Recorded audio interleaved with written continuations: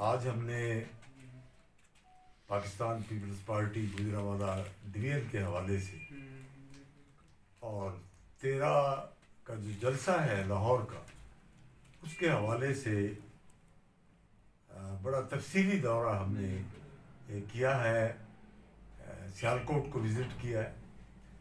सियालकोट में हमने कई मीटिंग्स की हैं जो वहाँ के यूथ के मुकामी लोग, सदर ज़िले के और डिवीजन के प्रेसिडेंट और वहाँ की जो बदर तंजीमें हैं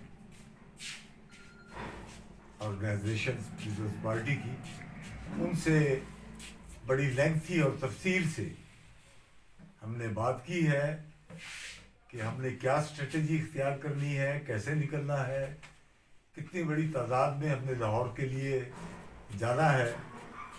तो इस वक्त पूरी पीपल्स पार्टी की क़यादत पंजाब की, डिवीजन की और हमारे ज़िलों की और हमारे यूथ की और हमारा शोबा ख़वातीन, हमारा PSF, लेबर, लायर्स, जितने विंग्स हैं हमारे पीपल ट्रेडर सेल, वो सब बड़े मुतहर्रिक हैं। डे एंड नाइट काम जारी है। हम जलसा लाहौर को इजी नहीं ले रहे। गुजरांवाला वाकई एक बहुत बड़ा मुश्किल हमारे लिए चैलेंज था, क्योंकि आम लोग ये कह रहे थे कि गुजरांवाले में पता नहीं ये पीपल्स पार्टी क्या कर पाएगी।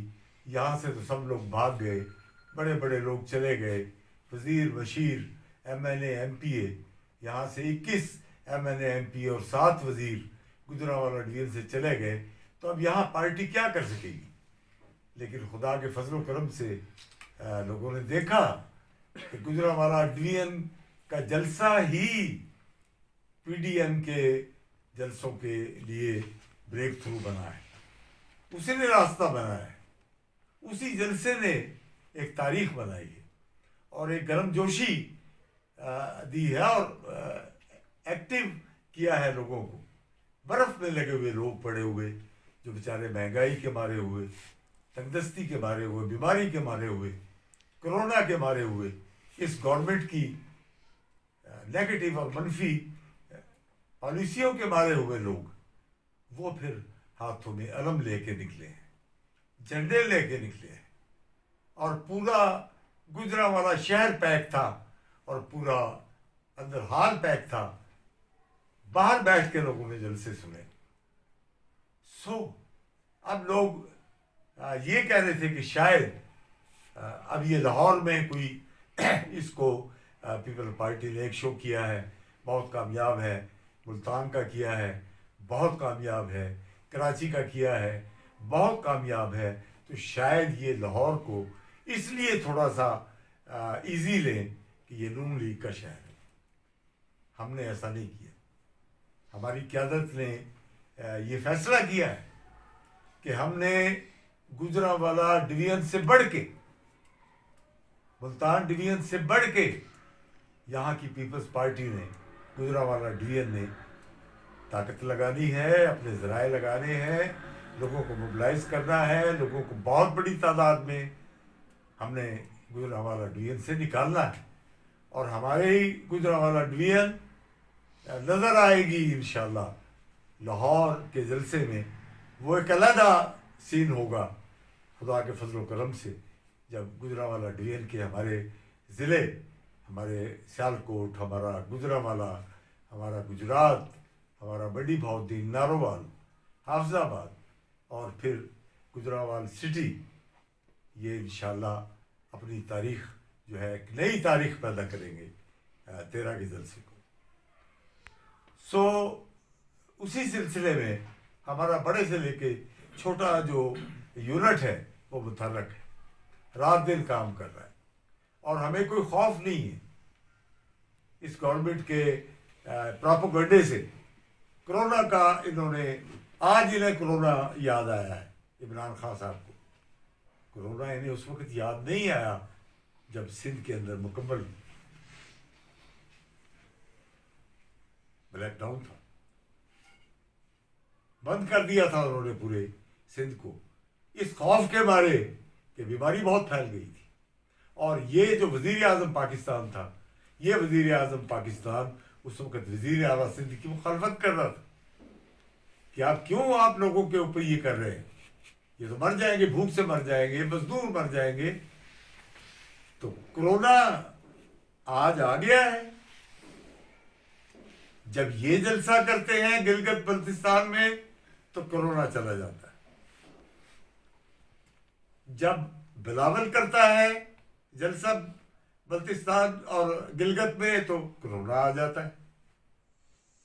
जब हम गुजरांवाले में जलसा करते हैं तो कोरोना आ जाता है।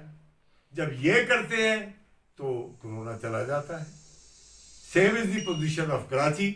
वहीं वहां भी असद रात दिन जलसे करता है, इमरान खान रात दिन ओपन मीटिंग्स कर रहा है, उसकी पूरी इंतजामिया, उसका चीफ मिनिस्टर रोज इफ्तार करता है हजारों आदमियों में, वहां तो कोरोना नहीं है।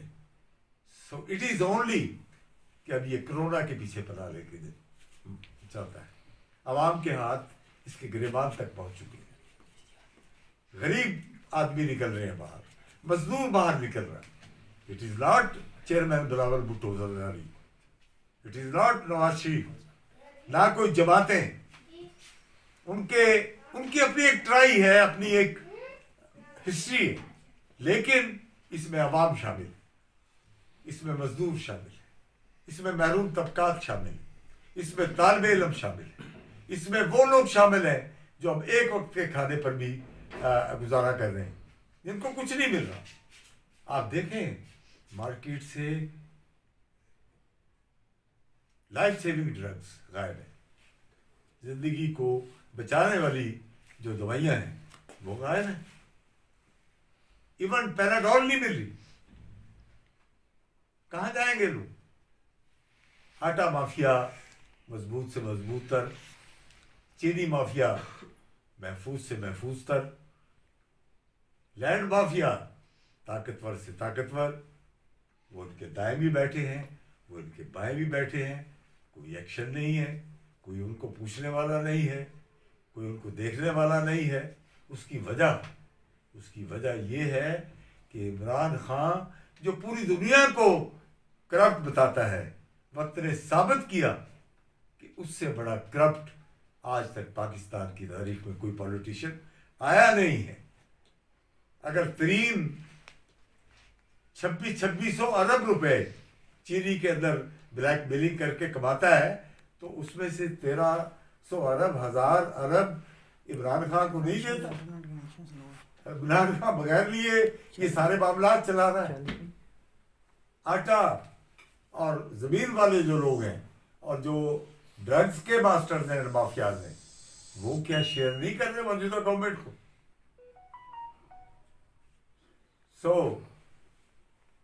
ये एक तूफान बलाखेज है, ये एक इनकलाब है, ये एक अवामी तब्दीली है, ये अवाम के अंदर से आ रही है। अवाम टूट चुके हैं, बच्चे भूखे हैं, रेप का सबाम सिलसिला देख लें आप। कभी ऐसे भी हुआ था कि बच्चे दर्जनों की शक्ल में उठाए जाते, उनसे रेप किया जाता है, उनका पोर्नोग्राफिक लिटरेचर बनाया जाता है और फिर उन्हें कत्ल कर दिया जाता है। कभी यूं भी हुआ था कि 5-5 साल की बच्चियां ग्रुप्स की शक्ल में डेली उठाई जाती हैं, उन्हें रेप किया जाता है, उनकी तस्वीरें बनाई जाती हैं, उनके ख़ानदान को ब्लैकमेल किया जाता है। कभी यूं भी हुआ था कि पूरा बलूचिस्तान, कोयटा, लहरान, गिलगित, पख्तूनी, अपना KPK, हजारों नौजवान अपने घरों से गायब हैं। उनकी माएँ, अब तो ये हुआ कि मैंगल साहब ने तकरीर की है जलसे में, जो वहां की सबसे बड़ी जमात है। उसने कहा हमारी बेटियों को उठा के औरतों के साथ भी रेप हो रहा है। जो कश्मीर में इंडिया की फौज और आर्मी कर रही है, वो यहाँ पाकिस्तान में मौजूदा हुकूमत अपने कारिंदों से करा रही। ये क्या समझते हैं कि कोई फूलों की बारिश करती कौम पे? क्या खुशहाली आ गई? क्या लोगों को नौकरियां मिल रही हैं, क्या लोगों को कारोबार मिल रहे हैं, क्या लोगों को रोजगार मिल रहे हैं कि इस हुकूमत के आगे कोई बोलेगा नहीं। ये कहते हैं कि किराए के लोग लेके आता है, मुफ्ती महमूद तालिब इल्म लेके आता है। ये कहते हैं कि वो जो मरियम है वो पंजाब में उनके लोग हैं, 80-80, 90-90 उनकी सीटें हैं, वो इलेक्टेड लोग हैं। उन्होंने यहाँ 3-3 दफ़ा चीफ मिनिस्ट्री और वजारत उज़्मा की है, उन्होंने काम किए, लोग उनके साथ हैं।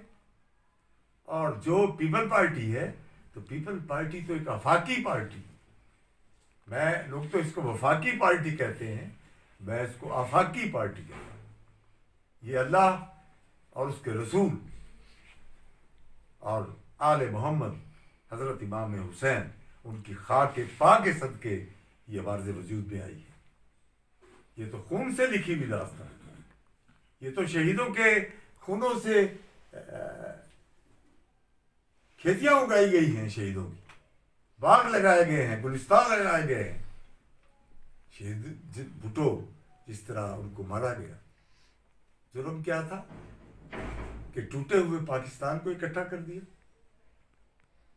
जुर्म ये था कि 90,000 कैदी, हमारे कैदी काबिल फखर फौजी वहां सरेंडर कर गए बांग्लादेश में, उनको वो ले आया।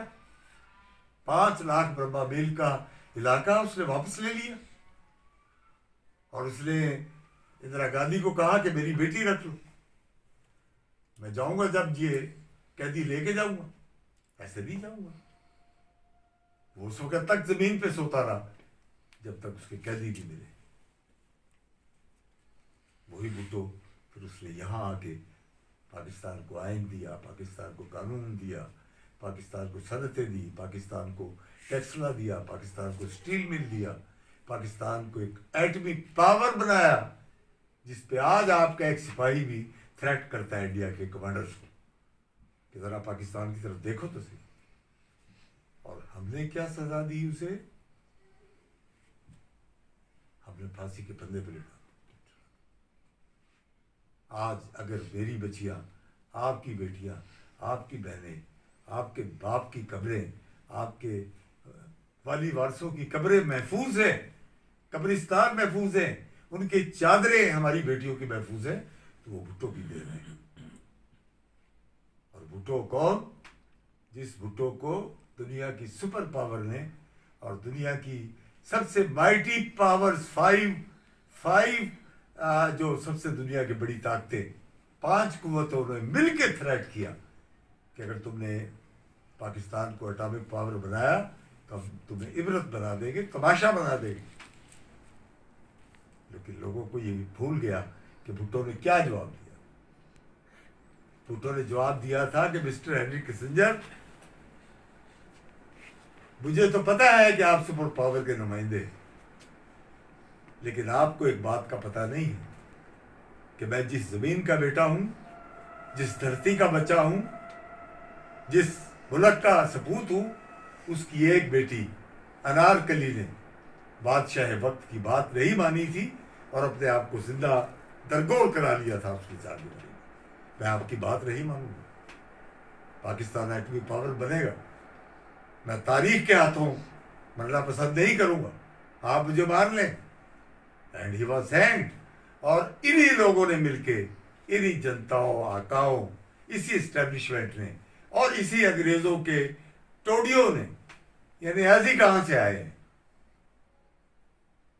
ये किधर से आए हैं चौधरी, ये किधर से आए हैं नवाब, बगदोट, टमाने, खर और जतोई, ये किधर से आए हैं? ये अंग्रेजों की औलाद है। इन्होंने पाकिस्तान को बेचा, इन्होंने मुसलमानों को बेचा, इन्होंने घोड़ी पाल स्कीम में मुरब्बों के मुरब्बे अंग्रेजों से लिए, मुसलमानों से गद्दारी की। उन्हीं के बेटे हैं, उन्हीं के बच्चे हैं, उन्हीं की नस्लें हैं ये। इन्होंने मिलके उस भुट्टो खानदान को, उसके सरबराह को कत्ल किया, उसको शहीद किया, उसके बेटों को गोलियां मार मार के कराची की सड़कों पे खून की नदियां बहा दी। उन्होंने इराक और शाम में जाके उसके बच्चे मार दिए। उन्होंने उसकी बीवी को सरे बाजार डंडे मार के, जिसका मियाँ भी शहीद हो चुका था, जिसके बेटे भी शहीद हो चुके थे, उसको डंडे मार मार के वो मौत की वादी में चली गई, नॉर्मल हुई नहीं। और उसकी बेटी के साथ क्या किया?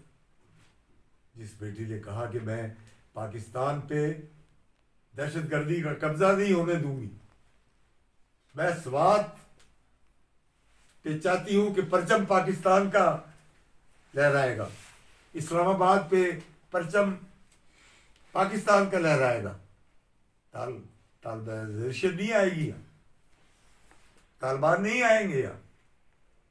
उसने पाकिस्तान को मिराज टेक्नोलॉजी दी, उसने पाकिस्तान की औरत को पहचान दी, उसने पाकिस्तान की औरत को बेनज़ीर कम सपोर्ट दिया, जिसका आज भी ये नाम नहीं बदल सके कोशिशों के बावजूद। कभी उसको एहसास बना लेता है, कभी उसको बेदार बना लेता है, कभी उसको खराब बना लेता है, लेकिन औरतें और बच्चे गरीब बेनज़ीर कम सपोर्ट का ही नाम लेते। और दुनिया ने माना कि वो एक ऐसा अदारा है जिसमें करप्शन नहीं है। उस बीबी को उन्होंने लियाकत बाग में गोलियां मार मार के उसको शहीद करके पाकिस्तान की लीडरशिप को हमेशा के लिए मिट्टी में दबो दिया। आज अगर भुट्टो होता, भुट्टो कौन, फिर उसकी हम लोग गिनते नहीं, ये इस कौम को हुआ क्या पढ़ते नहीं।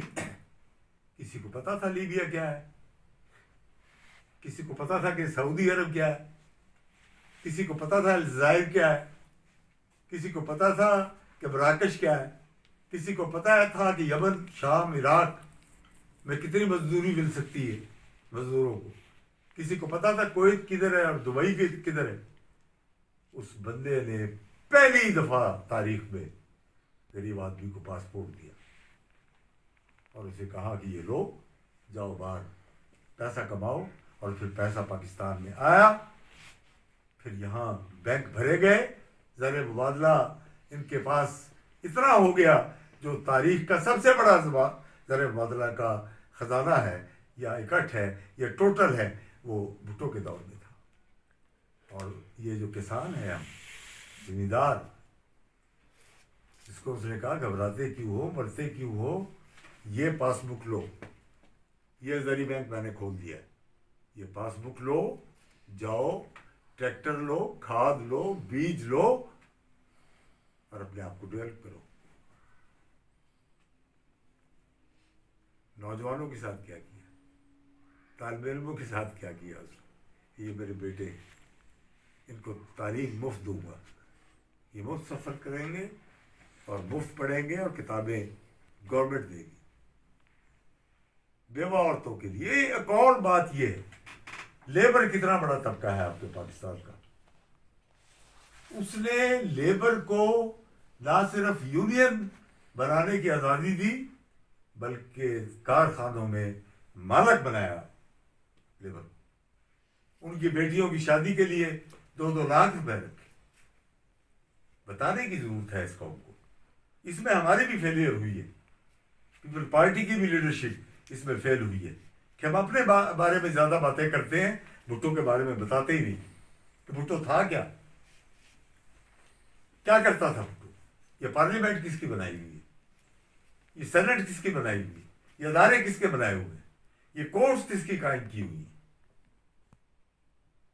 सावरन पाकिस्तान बनाया उसने, एक आजाद जमहूरी मुल्क उस बंदे ने बनाया।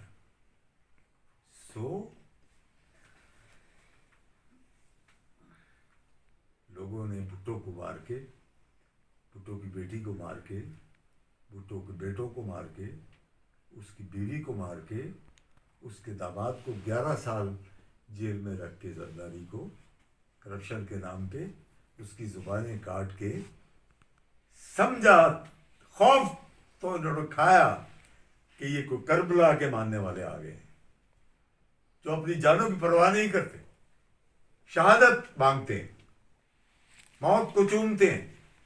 इन्होंने उन्हें मार के फिर ये समझा कि ये पार्टी तो अब खत्म हो गई, लेकिन वर्करों ने, लोगों ने, अवाम ने खुदसोजियाँ की, कोड़े खाए, टिकटिकियों पे गए, शाही किलों में गए, पार्टी को जिंदा रखा। और आज भी उसका बेटा, उसका नवासा, जिसका नाम चेयरमैन बिलावल भुट्टो जरदारी है, वो इस मुल्क और इस कौम का मुकद्दर बन चुका है। लोगों को उस पर एतमाद हो चुका है। वो आज़ादी और जमहूरियत का परचम लेके निकला है। उसने एतमाद दिलवाया है यहाँ के मजदूरों को, किसानों को, गरीबों को, महरूमों को, कि मैं वो मंशूर भुट्टो का पूरा करके रहूँगा, चाहे मैं रहूँ या न रहूँ। सो फिर इन्होंने क्या किया कि जो भी जमातें इस्टेब्लिशमेंट को पुकारती रहीं, वो चाहे नून लीग है, वो चाहे मौलाना फजलुर रहमान है, वो चाहे बैंगल है, वो चाहे बुगटी को किसने मार दिया। क्या था बुगटी? एक पाकिस्तान का सिंबल था वो, वफाक पाकिस्तान की इकाई थी वो। और इतना लंबा बड़ी शख्सियत का मालिक सियासतदान, जिसने कहा गैस तो निकलती है बलूचिस्तान से, गैस निकलती है सुई से, और बलूचियों को गैस अवेलेबल नहीं है। उसने कहा ये मेरा पाकिस्तान है, इसको दो, मुझे ना भी दो तो कोई बात। एक तो इन्होंने लियाकत को किसने मारा? आज तक उसके कातल की बात हुई है? उसके कातल को वही मार दिया ताकि पता ही नहीं चल सके कौन मार गया। कायदे आजम क्या कत्ल नहीं हुए? उसको वहां डाल दिया जियारत में। टीबी का मरीज था वो, जियारत में ना कोई हॉस्पिटल, ना कोई दवाई, ना कोई कुछ, ना कोई डॉक्टर, और एक टूटी हुई गाड़ी में उसको भेज दिया। और फिर उसकी बहन उसकी लाश उठा के लाई है, जो गाड़ी रास्ते में आते हुए 135 दफा खराब। ये किया हमने पाकिस्तान पे, ये उस तबके ने किया जो अंग्रेजों का परवरदा था, अंग्रेजों के टोडी थे, जागीरदार थे, वडेरे थे, 22 खानदान थे, सैगल थे, बड़े बड़े बिरला और टाटा थे, बड़े बड़े वो नवाब जिनके पास बड़ी बड़ी रियासतें थी, और वो लोग जिनके हीरों और सोनों का जो खजाना था वो एक एक एकड़ में दबा हुआ, दफन हुआ। एक एक हजार जिनकी लौंडियां थी, एक एक हजार औरतें जिनके हरम में थी, ये वो लोग। पूरी के बच्चे और नस्लें आज पाकिस्तान में काबिज हैं। ये कहता है मैं तब्दीली लेके आया हूं। कौन सी तब्दीली? क्या तब्दीली आएगी जो पाकिस्तान पीपल्स पार्टी से लौटे भाग के गए, उनसे तब्दीली आएगी? सिर्फ अपनी करप्शन को छुपाने के लिए? क्या जो नून लीग से भाग के गए हैं उनसे तब्दीली आएगी? क्या जो बहादुरपुर वाला शुगर माफिया है और तरीन जो शुगर माफिया है उनसे तब्दीली आएगी? वो दूध के अंदर धुले हैं, अब करप्ट तरीन लोग हैं, और ये खुद करप्शन की पैदावार। सो अब पाकिस्तान के अवाम जाग चुके, पाकिस्तान के अवाम जिंदा और ताबिंदा हैं। पाकिस्तान के अवाम पाकिस्तान को इसके हाथों बर्बाद नहीं होने देंगे। Enough is enough. इसके बाद इंशाल्लाह ये नहीं चलेगा, कोई चलने नहीं देगा इसको, इसलिए कि इसके अंदर तो एक खुद सिर्फ इमरान बैठा हुआ है, उसकी अना बैठी हुई, उसकी बेजाजिद बैठी हुई, वुमेनाइजिंग और नशे के अलावा करता क्या है? कोई हिकमत, कोई दानाई, कोई खारजा पॉलिसी, कोई अंदरूनी पॉलिसी, कोई इकोनॉमिक पॉलिसी क्या है उसके पास? कौन बैठे हैं जी? अयूब खान साहब के बेटे। और महकमा क्या है उनके पास? करप्शन के बादशाह हैं। ये जो तजारत के बैठे, ये जो अली शाह जिसको शिपिंग कॉर्पोरेशन का इन्होंने दे दिया। अब हम शिपिंग कॉर्पोरेशन को समझते नहीं है, हम समझते हैं ये कोई किश्तियां और जहाजों वाली बात है।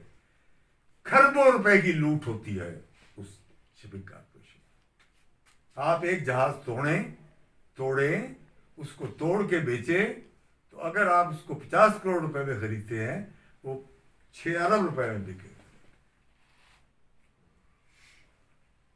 तो यहाँ तो उन्होंने वो लोग बिठा दिए, और एक ये बैठा है जो पंजाब में वजीर आला पंजाब, उनका पता नहीं चलता, इधर देख रहे हैं कि इधर देख रहे हैं, बात करने का पता नहीं है, इल्म नहीं है, एजुकेशन नहीं है, हिकमत और दानाई नहीं है, और सूबा उसको कौन सा दे दिया, पंजाब का सबसे बड़ा सूबा।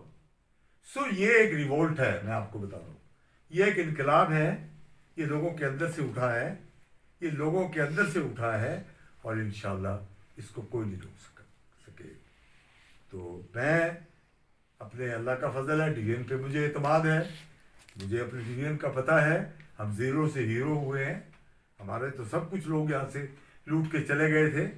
मुझे अपने वर्करों पे फ़ख्र है, मुझे अपने अहदेदारों पे फ़ख्र है, मुझे अपनी तंजीमों पे फ़ख्र है, मुझे अपनी यूथ पे, अपनी PSF पे, अपने शोबा ख़वातीन पे, अपनी लेबर पे, अपने वकीलों पे, अपनी ट्रेड यूनियंस पे, और अपने स्पोर्ट्स लीग पे, और वो जो हमारे गरीब साथी, हमारी लेबर, हमारे मजदूर, हमारे साथ के लोग, मॉडरेट मिडिल क्लासर, लोअर मिडिल क्लासर, उन पे यकीन और एतमाद है कि इंशाल्लाह 13 तारीख का जलसा जो है अल्लाह के फजल करम से इनके कफन में आखिरी गीत सामने। एक बात मैं आपको बताता हूँ कि क्या हो रहा है, कितनी चेंज आ गई है।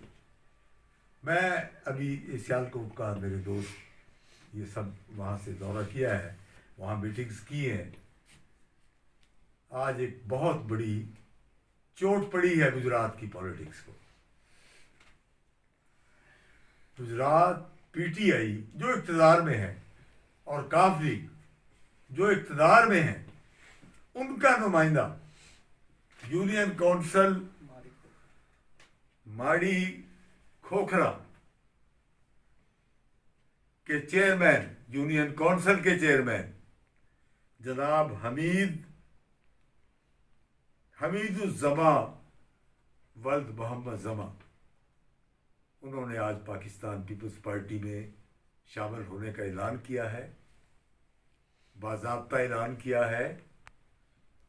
सियालकोट में भरपूर मीटिंग मदर तंजीमों की और यूथ की, वकीलों की, उस मीटिंग में उन्होंने ऐलान किया है कि मैं पाकिस्तान पीपल्स पार्टी को ज्वाइन कर रहा हूँ, और मैं चेयरमैन बिलावल भुट्टो ज़रदारी की क़यादत पे ईमान रखता हूँ, और मैं समझता हूँ कि मुल्क को इस वक्त एक ही लीडर जो है बिलावल भुट्टो ज़रदारी, वो रेस्क्यू कर सकता है, इसको बचा सकता है। उनका ऐलान यहाँ बाज़ाब्ता भी होगा। आप भी अपने ये खबर लगा दें कि ये इन्होंने पीपल पार्टी ज्वाइन कर ली है। शुक्रिया।